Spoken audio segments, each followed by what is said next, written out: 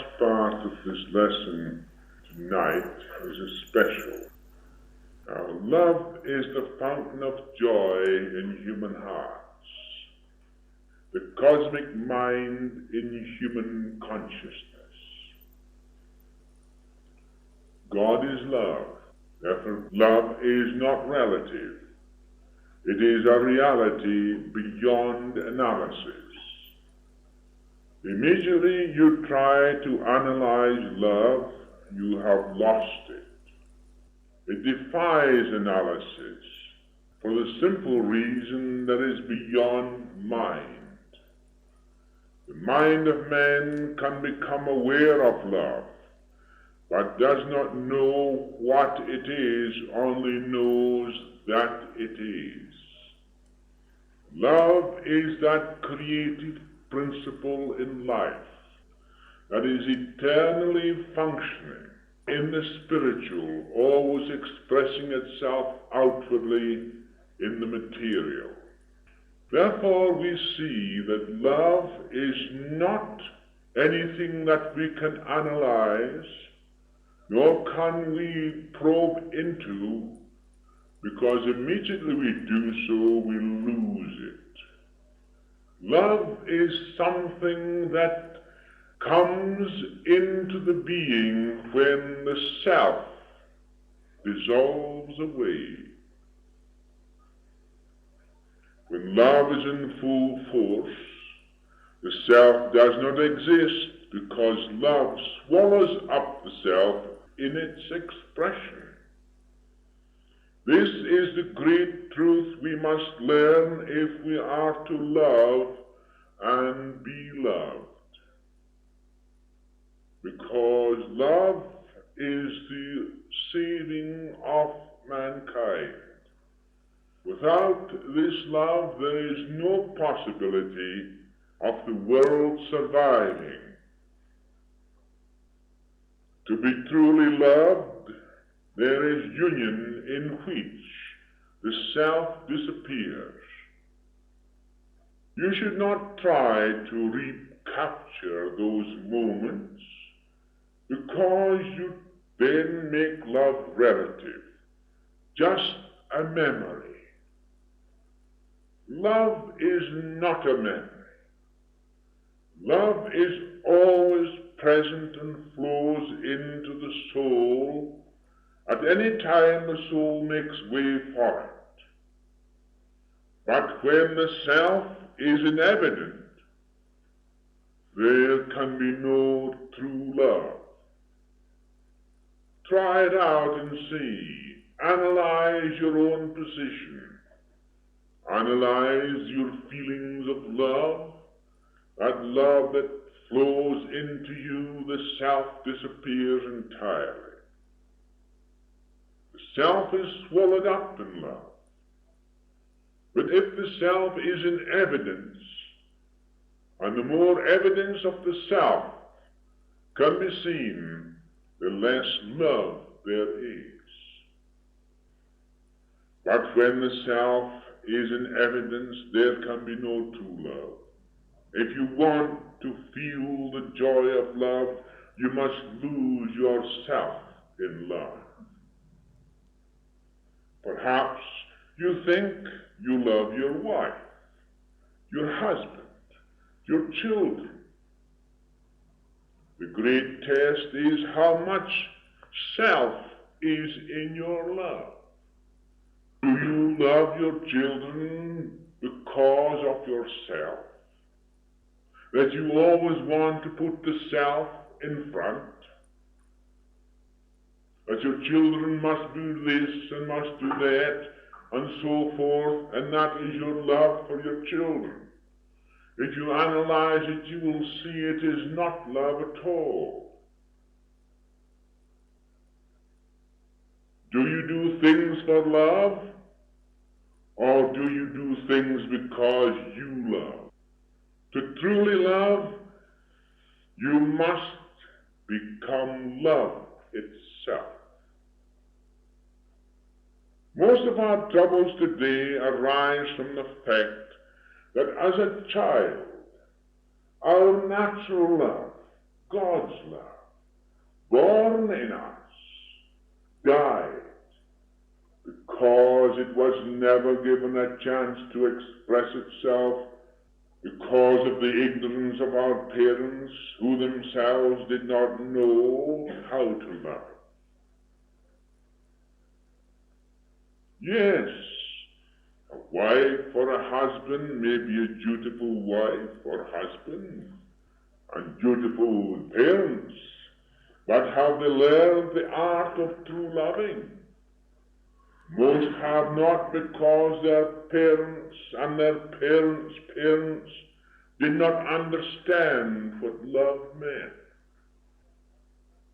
They thought that to love God was a virtue, but this virtue became a vice, because they mostly saw evil in others.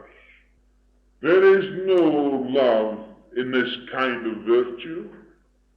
One may try to do good or try to be virtuous, but that is not love. That is going away from love. Love is an inward, unknowable virtue that takes no cognition of any of these things, for it itself is free, complete, in all its goodness. It is like honey. It lives in its own sweetness. True love does not bind another through possessiveness or dependence. Love is the expression of God, who loves all irrespective of who and what they are. God's only concern is our happiness, the expression of his happiness, his divine nature. And that is why when we seek happiness, we can only get it from that which is within and not from without. You think that because you desire love that you have love. Let me tell you, that is the wrong attitude altogether. You must understand love to be that which in itself is the total expression of life in its greatness. It moves through everything, and it is in its greatness in the Christ, which dwells in every human being. If you love others, all you will be concerned in is their happiness. But how can you help others to find that happiness unless you have first found it yourself? Have you hamstrung yourself? Many have, for the simple reason that they, although good, kind, and generous, do not know how to open up the flow of the living water of love from within. This can only be done when the self has disappeared. If the self is always present, there can be no true love. Search your own minds and hearts and see. If you say that you love, see how much self there is in that love, and you will know how true that love is. Physical relationship in itself is not love, but true love makes physical relationships beautiful and raises it up to the divine nature that created us in this way. And there we must see that behind the human nature there is a greater nature. that is expressing itself through us. But only through love can we bring this human nature up to that divine nature that created us in this human flesh. But we will know that the flesh has no say in the matter. Only the divine nature is lasting.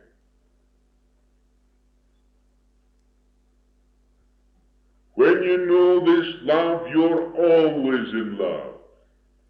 Looking at a beautiful sunset, a lovely scene in nature, you can enjoy this as if you were one with each other. There is no need to talk or say a word because the self has disappeared. You are swallowed up in the love of beauty, this love that dissolves the self away.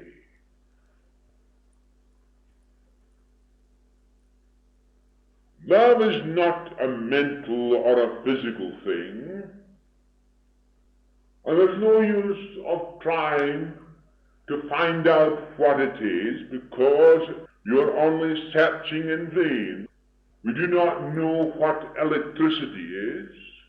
No one has ever seen electricity, but we use it. We know that it is. No one has ever seen life. No one knows what it is. But I'm alive and living, and you see the manifestation of life as you see the manifestation of electricity. It is the same with love. It's not a mental thing or a physical thing. Love is spiritual. And that's why many people make the mistake. They think that it is a mental or a physical thing. That is why one grows naturally in the surroundings of love. Love is not taking, but giving in such a way that the other grows in the soil of love in freedom. By your giving, you do not bind the person if you love them. You do not bind them with your gifts or your kindness. That's not love. You give because you love. Therefore, you see that the person who receives is free. There is no possessiveness. How many people give with the idea of creating love? That is not love. That is a desire. Love is spontaneous in its action. It rises and wells through the being. And the being becomes conscious of this flow of this divine nature. The being does not know what it is, but he is swallowed up in it. It is just piercing the minds of those who have the welfare of children and human beings at heart that love is the most essential thing in their lives. The cause of most delinquency is the fact that the inherent love within has been thwarted. The world to these become drab indeed. We will bring that inherent beauty to the surface when we begin to love, for there is little wrong with the one who truly loves. As love is God, you will find you get nearer to him through love than from all your virtues, from all your beliefs, or your trying to be good, to gain a place in the sight of God. And if you love unselfishly, with freedom, allowing that love to become part of yourself. You can throw your virtues to the wind because they're of no value to you. They become a vice.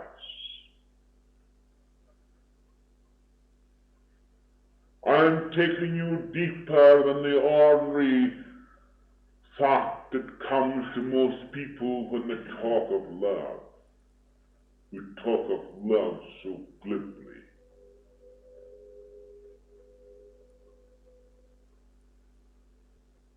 When you are love itself, you are never angry when another does something wrong.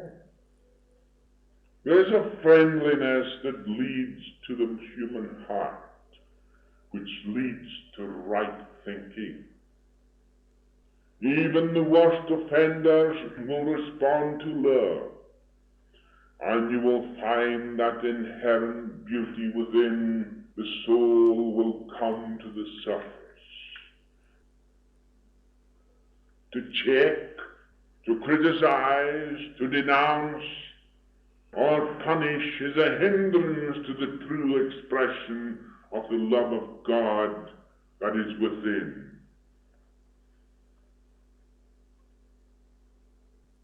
It has been said that if you spare the rod, you spoil a child. I never heard such damnfoolery in all my life. What is necessary is to understand the child, because probably these parents have never understood themselves, so they would never be able to understand the child. But if you love deep enough, if you have this love that is God alone in you, then you will understand every breath of the child, every movement, every word. And you will see that the child is seeking that very love that is within itself. It's seeking an expression for it.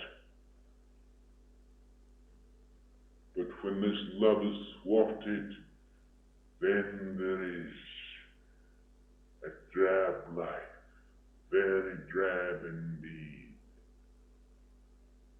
Everyone can rise, even if they have lost that particular love. Perhaps it is squashed. Think about it more and more and think of your oneness with love. Then it will rise to the surface, become the beauty of the soul within, where the Christ dwells. Good citizenship is brought into being by love, and not by harshness, both in the home and the institution. The beautiful wife, the clever child, the brilliant husband is excellent and brings approval. But that is not love. Sometimes the ugly duckling is more fortunate. Love is expressed through the touch of the hand, the tone of the voice, the look in the eye, the smile on the face, and the absence of the self. O love, where art thou?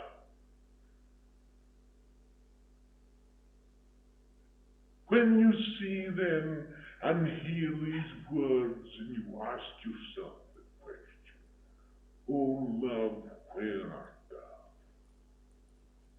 You'll begin to seek deeper than the mental or the physical, because love is not physical or mental, as some people try to believe. Some people think they can find out what Love is and find its ingredients as you would look into a plum pudding. It is nothing of the sort. And there is where many of our intellectuals go wrong. They themselves have not found the fountain of love.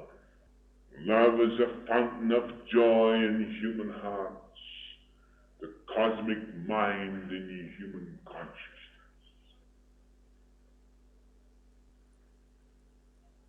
The way to make children loving is to love them selflessly, respecting them as people, as individual souls, for they may be much older than you are. Let them grow up with individuality. Some people smother their children with everything, doing everything for them, thus destroying their dependence, destroying their confidence and their courage in life. Some parents offer something in return for their obedience or for their good behavior. Thus buying off leads to disaster later on. When a child grows up, he or she thinks that they can buy themselves out of anything. And when this fails, there is frustration, disappointment, and misery. You must never confuse the issue. Appeasement is not love.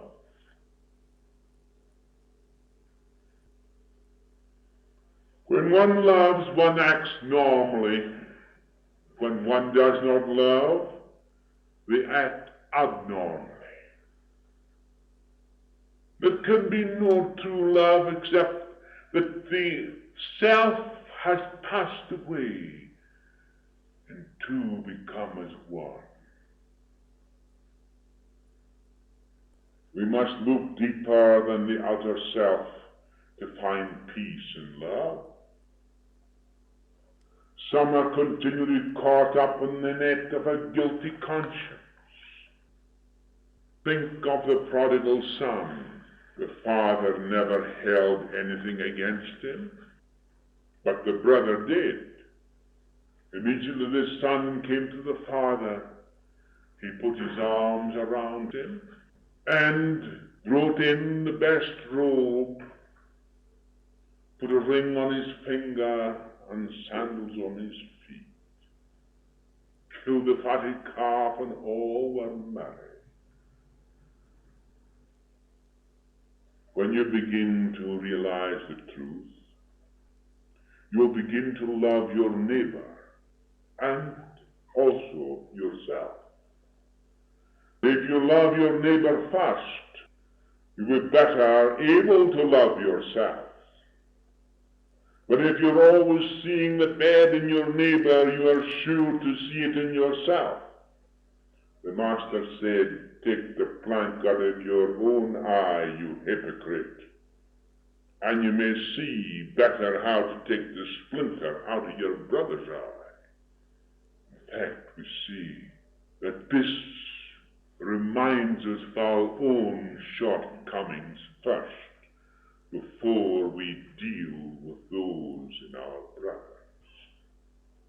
Live in reality more than you would do in the relative, and all will be well. Many illnesses have their root in carrying the burden too long and too far through introspection. Love is the cure. Lose yourself in love. This love does not mean that you only love your wife, your husband, a few friends. There must be a capacity to love, a capacity for goodwill towards all. This is the only way that the world will change. If we hate people, we'll be hated.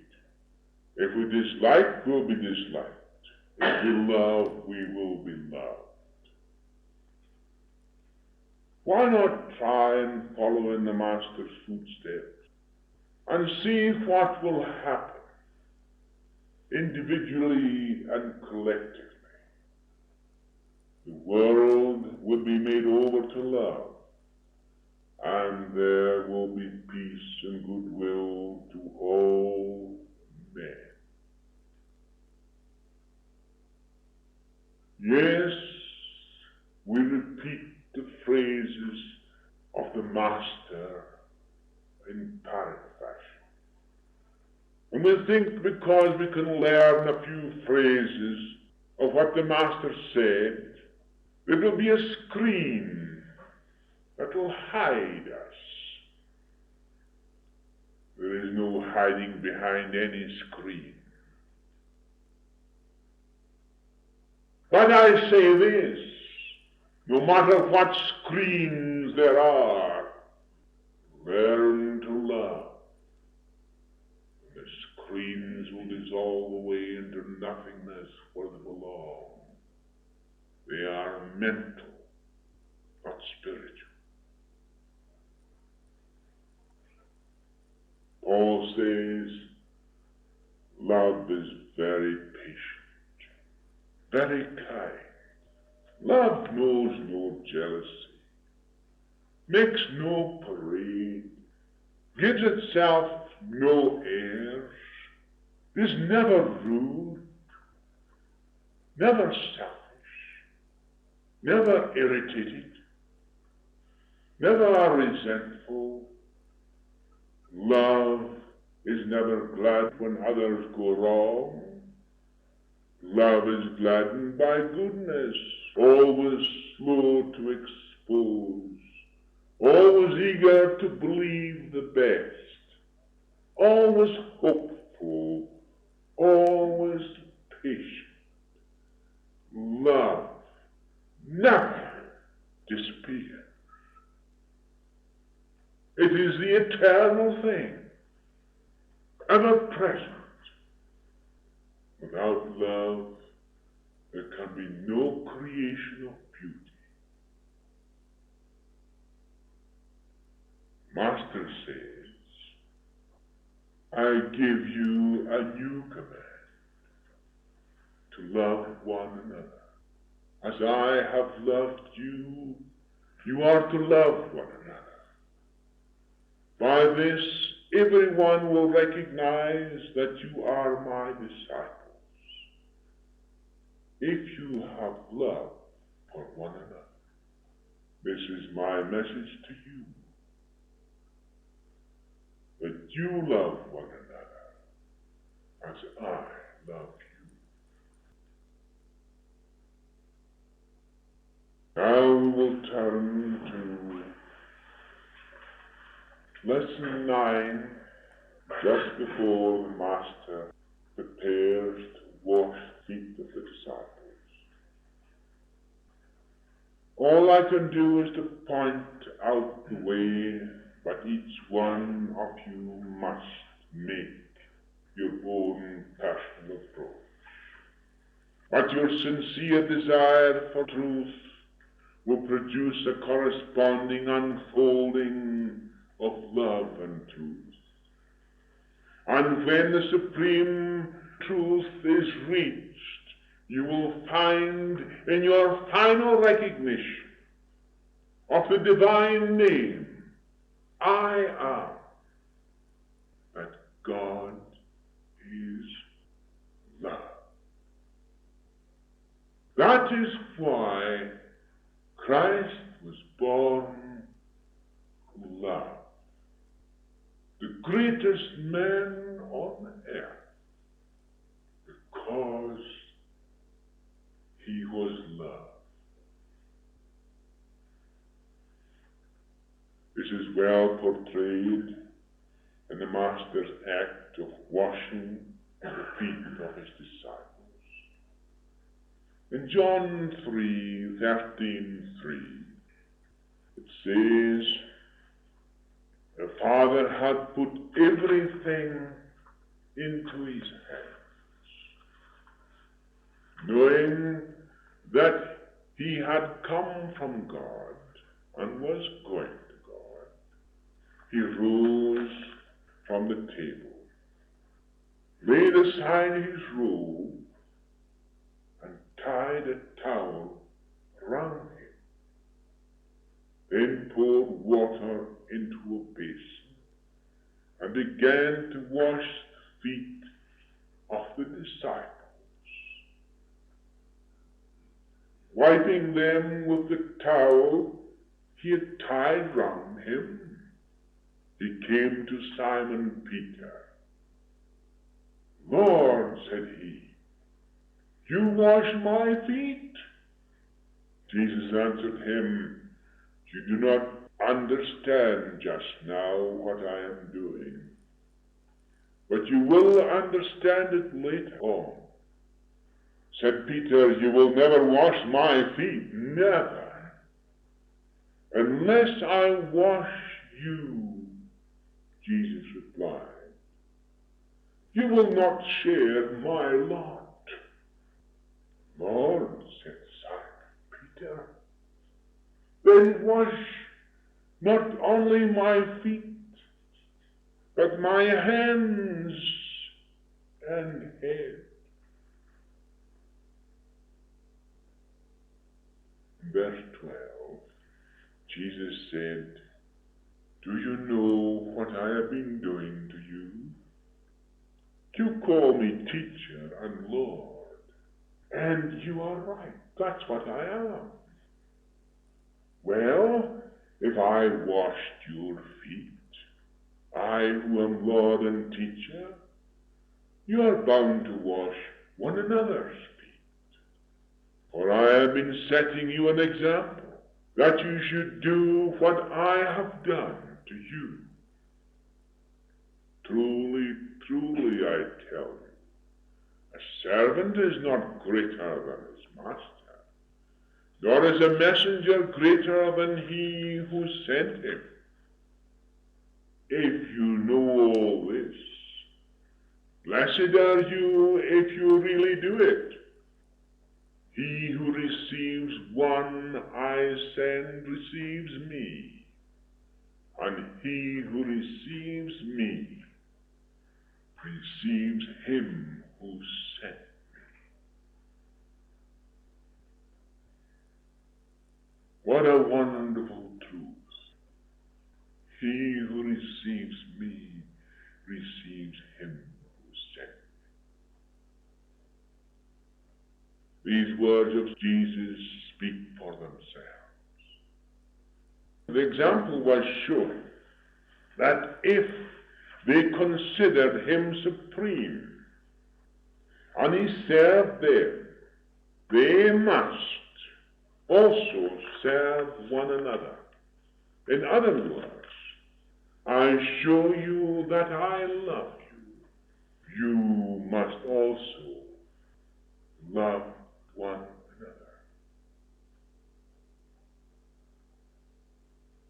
Could there be anything greater and more beautiful than this complete, selfless love, an expression of the divine nature?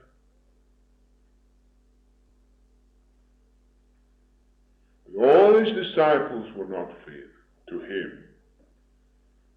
And this is a lesson for all.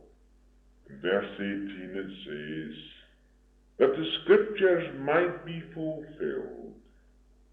He who eats my bread has lifted up his heel against me.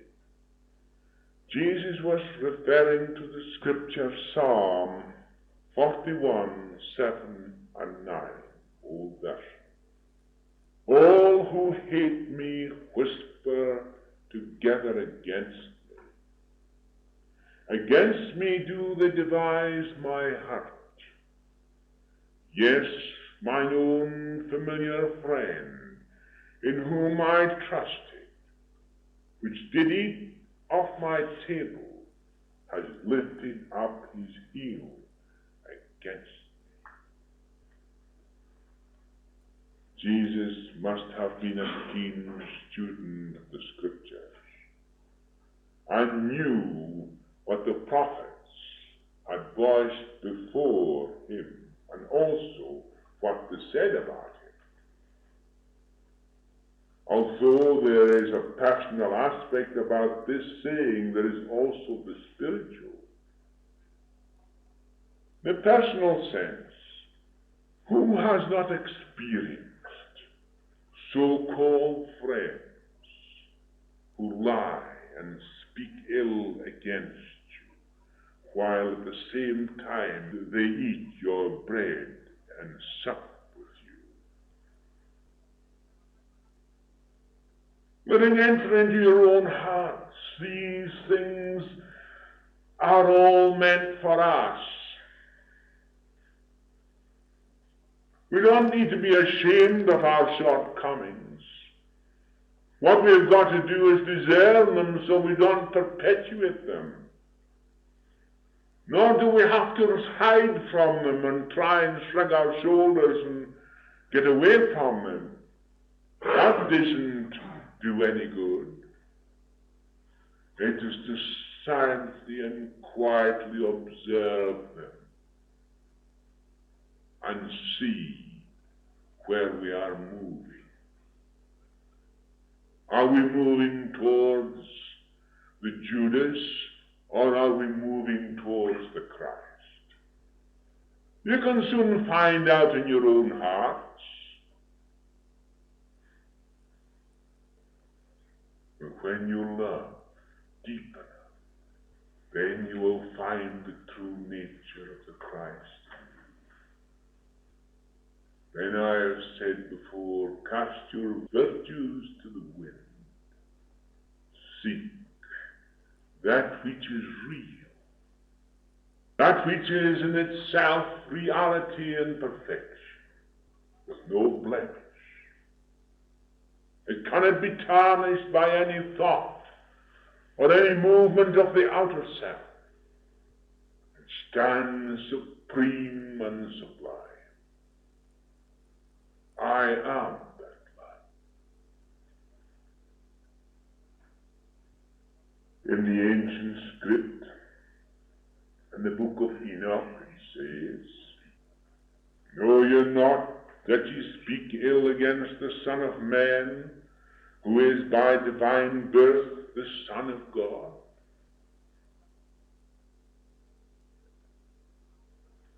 This is interpreted as the outer self knowing not the self, speaks ill against the Lord that dwells within, when the outer self is ignorant of its true nature. This self, being caught up in the outer, tries to save itself, but by doing so loses itself. But by giving up the self to the greater self, so that the greater self manifests, the self retains the self.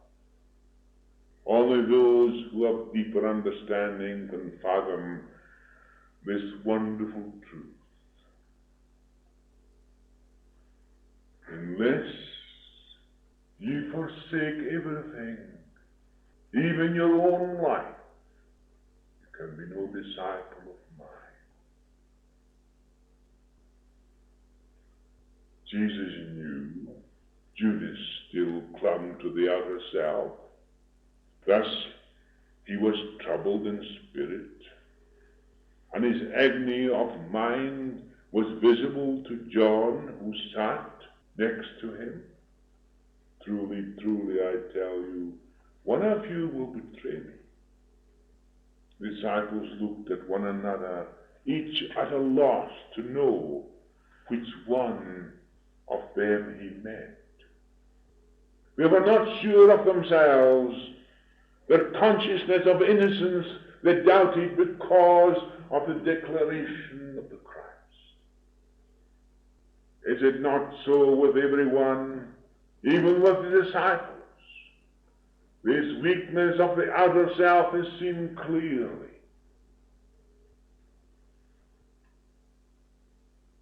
There is no one innocent, any human frame, only God. Jesus made it plain when they called him good master. He said, do not call me good. There is no one good but God. Even the stalwart, impetuous Peter said to Jesus, I will lay down my life for you. Jesus replied, lay down your life for me? Truly, truly, I tell you, before the cock crows, you will have disowned me thrice over. Look into your own hearts and see if that is not there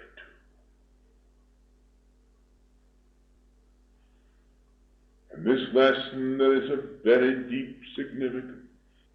Words cannot describe it. Even if I try to describe it, I would spoil it for you. The answer is found in your own soul. Each one will find it in his own way. Benediction.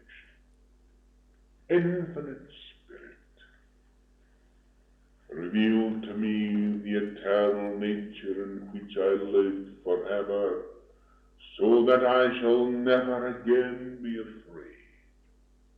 Help me to remember that thy Son Jesus, our elder brother, still lives even though his ascension meant a cross.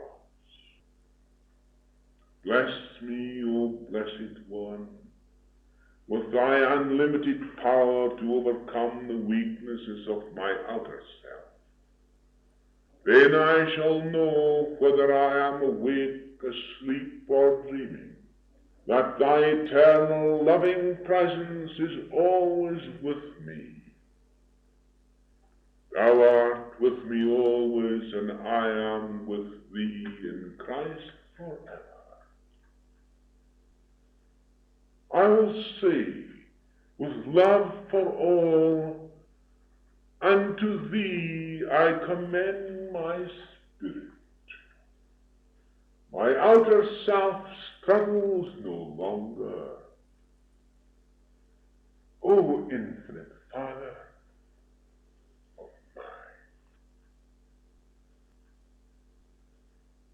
Here we see the most magnificent and wonderful life shown and portrayed by Jesus, a man born in the flesh, the Christ that is born in every living child. In every babe that is born, then the Christ is born. Because God is infinite in nature, there is but one Spirit, even the Christ. In this we learn to love one another. Without it, the world is dark indeed. Not only the world outside, but our own lives. Therefore, think deeply of what I have said tonight. He has given us a command to love one another as he loves us. Now, just as it was 2,000 years ago, it is just now, because there is no past nor future. There is only the present. The present is always present. That presence that is eternal has no future, no past. It is the eternal now. just as it was 2,000 years ago. So it is this very moment.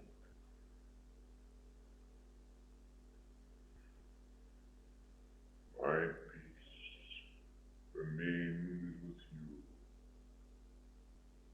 Where it has come,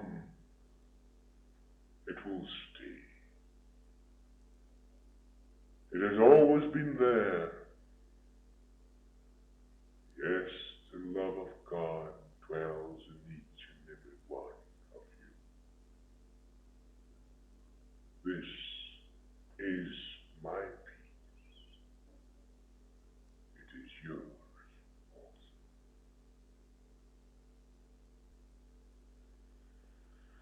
Now, we have come to the end of this series of lectures. But there are better ones later on. And I'm sure when I return that there will be an enthusiasm for more of this real teaching. The mental is all right. The physical is all right. But in themselves, they carry nothing. They are but the expression of something that is hidden, greater. Let us find that which is hidden, that which is greater. Then we will know better and much more about the mental and the physical. It is this teaching that we so utterly devoid of at the present time. The world is in chaos because of it. The lack of it is destroying humanity. A group like this can spread and understand the truth. Jesus had 12 disciples. Since then, his teaching has spread all over the world. You can carry this message too, in your home, in your business place. Don't think it's a religion, or a belief, or an idea. Because these things are not truths. Life does not need a religion to live, nor an idea or an image to live. It is not your family tree that keeps your heart beating, nor your belief, nor your tradition. It is that which is life itself. Let us find more and more of this life in us so that we can give expression to it. And by your going about quietly and judiciously, take this out of beliefs, out of religion, out of systems, out of the mental, out of the physical, and give it its true place